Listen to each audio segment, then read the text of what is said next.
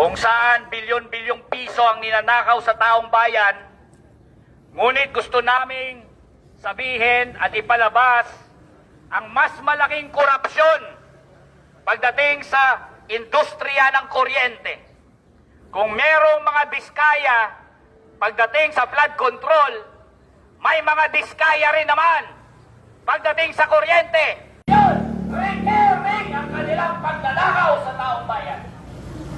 Sa mga flood control projects, kailangan pa nila ng mga congressional insertions. Kailangan pa mag-isip si Chisquila Escudero. Kailangan pa mag-isip si Martin Romualdez kung paano nila isingit sa national budget ang kanilang pagnanakaw. Pagnanakaw sa kabalang bayan. Hindi ang bilyon-bilyon. Hindi. Dapat tayo mag-renew. Talo pa nila ang flood control projects. Dahil ang flood control projects ay hindi recurring. Itong mga diskaya sa industriya ng kuryente, every month, meron pang double charging. Meron daw sa transmission asset na point-to-point na sinisingil niya sa consumer.